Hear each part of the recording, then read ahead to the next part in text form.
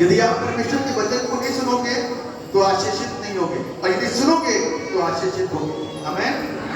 परमेश्वर के वचन सुनने से आशीष है।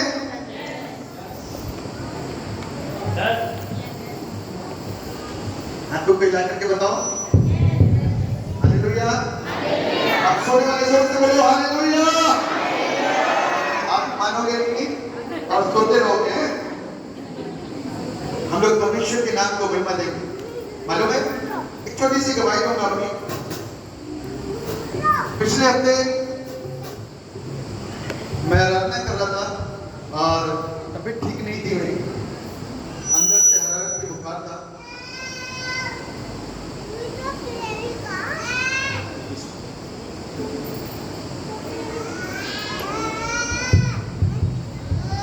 हालेलुया। मैं आराधना कर रहा था, यहाँ तो बिल्कुल फिट था, यहाँ तो मैं बिल्कुल फिट था, लेकिन उसके बाद में फिटनेस खत्म हो गई। आमीन। शरीर निडाल होने लगा और करते करते करते रात में टेम्परेचर हाई और मोशन, सवेरे उठ के एक वोमिट। मैंने खुदा क्या हो गया? ज्यादा दिन बीमार मुझे नहीं रहना है। आप ऐसे क्लेम कर सकते हो, जब भी आप बीमार होते हो तो ऐसे क्लेम कर सकते हो, प्रभु मुझे ज्यादा दिन बीमार। मैंने प्रभु से बोला, प्रभु मुझे ज्यादा दिन बीमार नहीं है, मुझे चंगा होना है। और एक दिन का बुखार और दूसरे दिन परमेश्वर ने बिस्तर छुड़वा दिया। हमें दूसरे दिन बिस्तर छुड़वा दिया। ये काम सिर्फ परमेश्वर कर सकता है। शरीर तो हमारे और आपके एक जैसे कमजोर है और निढाल है, लेकिन जीवन उसके हाथ में है। आमीन। जीवन किसके हाथ में है? जोर से बोलो ना, अरे नाम बोलो ना, जोर से एक साथ एक सुर में। किसके? अरे घर वाले क्यों नहीं बोल रहे? किसके? सारे एक साथ क्यों नहीं बोल रहे? एक साथ आवाजों में दम होनी चाहिए यीशु के। आमीन। आज एक त्योहार मना रहे हैं, किसी को मालूम है? किसी को मालूम है एक त्योहार मना रहे हैं लोग? इसके त्योहार है फादर्स डे। और बताइए, कोई फेस्टिवल मनाया जा रहा है, बहुत जबरदस्त फेस्टिवल है। हाँ जी, फसह का पर्व। और बताइए, फसह का पर्व भी पीछे छोड़ करके आए हैं लोग। अरे पर्व बताइए कौन सा मना रहे हैं? संडे। अरे वेरी गुड। और बताइए, आज पूछ के रहूंगा, जल्दी जल्दी से बताइए कौन सा फेस्टिवल है जी? पवित्र आत्मा का जी नहीं। और बताइए, बोलते बोलते रुक गया बच्चा क्या हमारा? स्वर्गारोहण। ये चर्च में निगलेक्ट किया जाता है। ये फेस्टिवल जो है चर्च में निगलेक्ट किया जाता है। आप सब उठाए जाने के लिए तैयार हो रहे हो। कहां जाने के लिए? और उसी को नहीं मनाते चर्चेस में, है ना? उसी को नहीं मनाते, भूल जाते हैं। हमको तो क्रिसमस याद रहता है, ईस्टर याद रहता है और गुड फ्राइडे याद रहता है। उसके बाद थोड़ा बहुत हुआ तो फसह का पर्व याद आ गया और कुछ याद आ गया, फादर्स डे भी याद आ गया, मदर्स डे भी याद आ गया, लेकिन असेंशन डे याद नहीं होता, उठाया जाना। This is the most important festival. इसको बोलते हैं उठाया जाना, स्वर्गारोहण। यीशु मसीह बादलों पर उठाया गया और लोगों ने यीशु को जाते हुए देखा, और बाइबल कहती है जैसे तुमने देखा वैसे उसको आते हुए देखोगे। क्यों आएगा वो? अरे जोर से बोलो ना। हमको लेने के लिए, हम में मतलब कौन? सारे कि विश्वास वाले, विश्वासी लोगों को उठाने के लिए आएगा। कैसे उठोगे? उठ के दिखाओ जरा, उठ के दिखाओ जरा। अरे वेरी गुड, दिमाग आ गया। उठ के दिखाओ और दिखाओ। अरे वेरी गुड। मालूम है एक मूवी थी काफी पहले देखी थी हमने, जिसमें बच्चे उड़ उड़ के खेल रहे थे। क्या था वो? उड़ उड़ के खेल रहे थे बास्केटबॉल। कोई मिल गया, सही है, मूवी का नाम ही है। और बच्चे खेल उड़ रहे थे। वो तो एक जादू के द्वारा बता रहे थे, जादू के द्वारा हो रहा है। लेकिन मालूम है जब यीशु आएगा, याद सुनिए, जब यीशु आएगा तो हम और आप ऐसे उड़ेंगे और अगल बगल देखेंगे और उड़ते उड़ते उड़ते उड़ते वो तो थोड़ी सी छलांग मार रहे थे, हम स्वर्ग तक पहुंचेंगे, आमीन, बादलों तक पहुंच जाएंगे। और जब यीशु के साथ में, क्योंकि यीशु नीचे नहीं आएगा, बादलों पर पैर रखेगा और बादलों पर रहेगा, लोग उसको देखेंगे और हम बादलों तक उठाए लिए जाएंगे और परमेश्वर के नाम को महिमा दे रहे होंगे। मालूम, जो उठाया जाएगा मोहर लग चुकी है इसके ऊपर, सुरक्षित और सुनिश्चित हो गया कि वो स्वर्ग जाएगा, आमीन। जगह जगह से कब्रें अपने मुर्दे को फेंक देंगी, समुद्र मुर्दे को फेंक देंगे और हम सब उसके नाम को महिमा देने के लिए उठा देंगे, आमीन। आज का स्वर्गारोहण आपको मुबारक हो और मुझे भी मुबारक हो, क्योंकि जैसे हमारा प्रभु यीशु उठाया गया वैसे ही हम भी उठाए जाएंगे विश्वास करने के द्वारा, आमीन, हालेलुया, हालेलुया, यीशु मसीह की, चलो कि होना प्रभु यीशु मसीह की आज्ञा करने के लिए तैयार हैं? सुस्ती वाली, कैसी वाली? सुस्ती वाली है, आनंद वाली प्रार्थना करेंगे और परमेश्वर के नाम को महिमा देंगे, आमीन। गिन गिन के स्तुति करूं बेशुमार तेरे दानों के लिए, अब तक तूने संभाला मुझे अपनी बाहों में लिए हुए, अब तक तूने संभाला मुझे अपनी बाहों में लिए हुए। गिन गिन के स्तुति करूं बेशुमार तेरे दानों के लिए, हो अब तक तूने संभाला मुझे अपनी बाहों में लिए हुए, अब तक तूने संभाला मुझे अपनी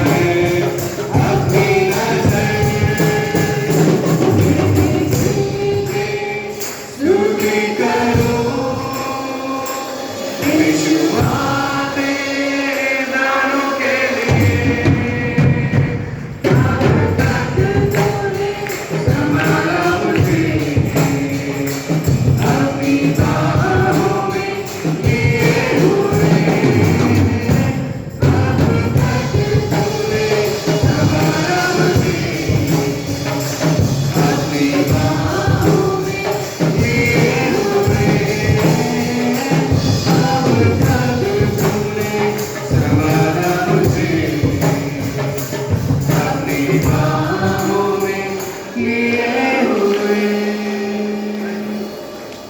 हालेलुया। अपन लोग जब इसके अंतरों को गा रहे हैं ना, और उसमें लिखा है तेरे शत्रु का निशाना होगा ना तुझ पर सफल। परमेश्वर बताता है कि हमारे ऊपर एक शत्रु बैठा हुआ है जो किसी न किसी रूप से मेरे ऊपर और आपके ऊपर प्रहार करने को तैयार है। मानसिक रूप से, शारीरिक रूप से, आत्मिक रूप से। कैसे कैसे? मानसिक, शारीरिक और आत्मिक। ठीक है, वो प्रहार करने को तैयार है, वो मारने को तैयार है, वो घात करने को तैयार है, वो नाश करने को तैयार बैठा है। बाइबल कहती है लेकिन वो जो प्रहार है वो तुझ पर सफल नहीं होगा। आमीन। मालूम है सफल क्यों नहीं होगा? उसका सिर्फ एक कारण है, सिर्फ एक वजह है कि शत्रु का प्रहार और उसका तीर मेरे और आपके ऊपर कभी असर नहीं कर सकता। उसकी एक वजह है। मालूम है, मुझे याद आता है यीशु मसीह की एक अवस्था थी और अवस्था 12 वर्ष की थी। कितने वर्ष की? किसकी थी? यीशु मसीह की। कितने साल का था यीशु? 12 साल का। और बाइबल बताती है 12 साल की अवस्था में यीशु मसीह कहां पर था? कहां पर था? आराधनालय में था। और बाइबल बताती है चर्च शायद खत्म हो गया होगा, आराधना शायद खत्म हो गई होगी, और खत्म होने के बाद में बड़ी भीड़ थी और माँ बाप निकल के बाहर चले गए। कौन थे माँ बाप? यूसुफ और मरियम। और बाहर निकल गए, बेटा मिला नहीं। क्या हुआ? बेटा मिला नहीं और बहुत ढूंढ लिया, परेशान हो गए। और परेशान होने के बाद में वापस आते हैं, थोड़ी सी नाराजगी थी शब्दों के अंदर, हम तुझे ढूंढते ढूंढते परेशान हो गए।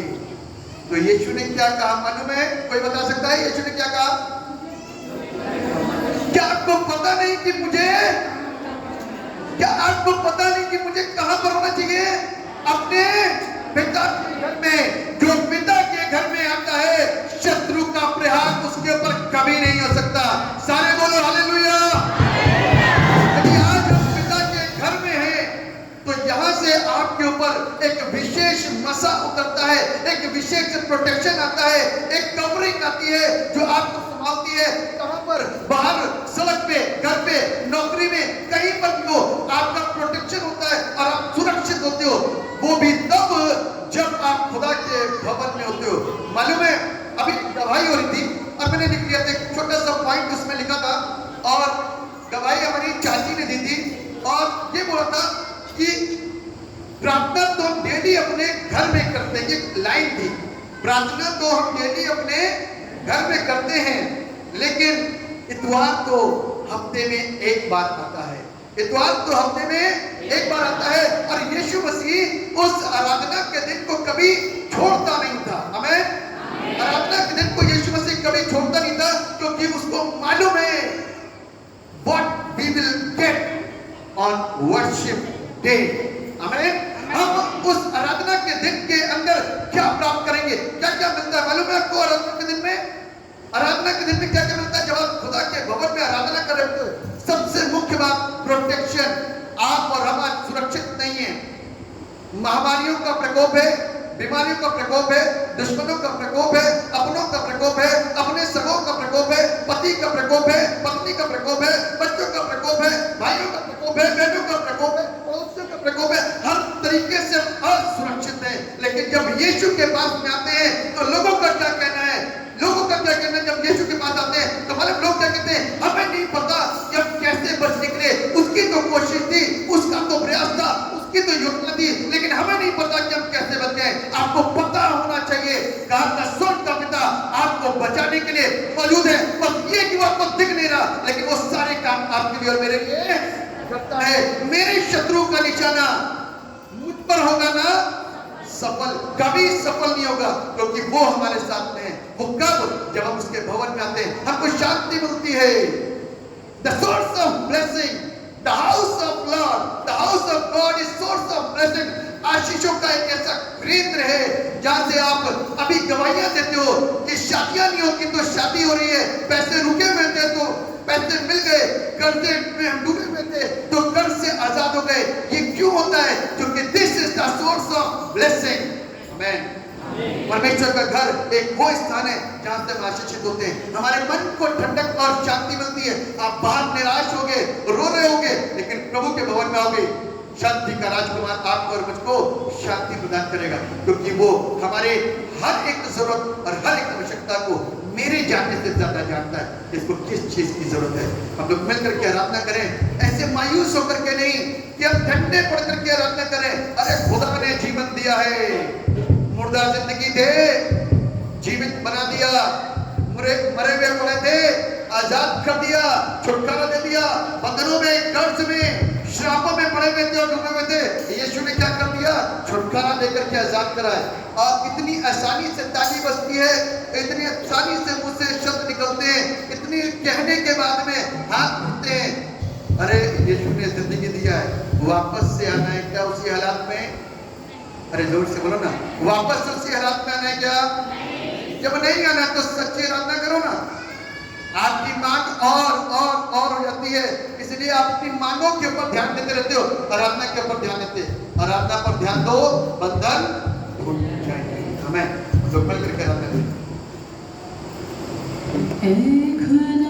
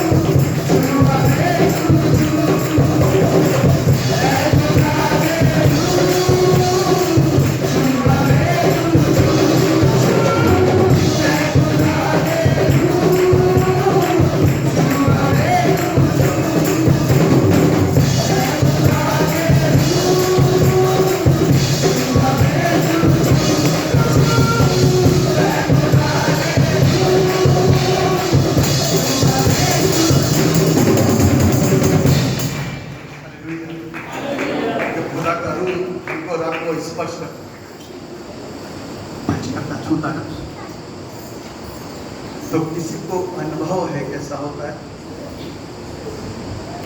जीवे भट्टी सी सनसनाहट, किसी को सर्दी, किसी को गर्मी। There are lots of experiences. पवित्र आत्मा के अलग अलग अनुभव, क्योंकि परमेश्वर अलग अलग वरदानों से हमको रात को भरता है और हमारा आशीषित होते हैं। आमीन। पवित्र आत्मा आज हमारी जिंदगियों से बात करें, जो हम आराधना करेंगे।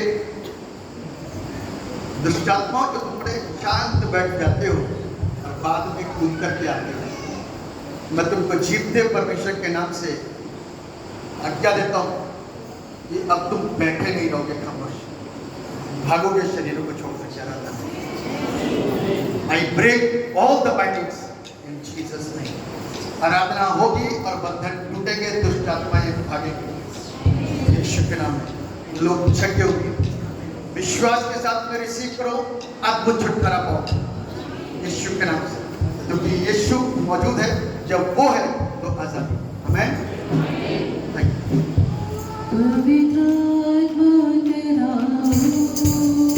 अभिषेक से हमें भर दो, पवित्र आत्मा उतर आओ, अभिषेक से हम चढ़े दो, पवित्र आत्मा उतर आओ, अभिषेक से हमें भर दो, पवित्र आत्मा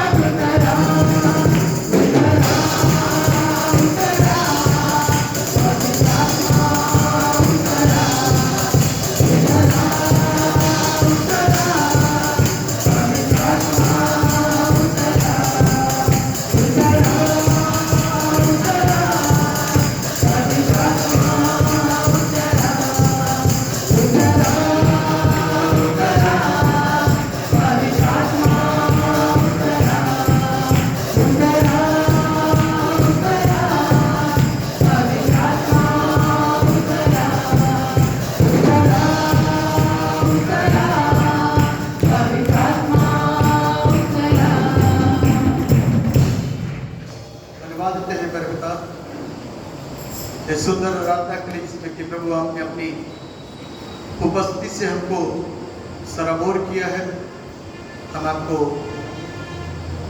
अपने हाथों को उठा करके कोटि कोटि धन्यवाद, क्योंकि मेरे पिता परमेश्वर आपके रहने से सब कुछ सही होता है, कुछ भी गलत नहीं है।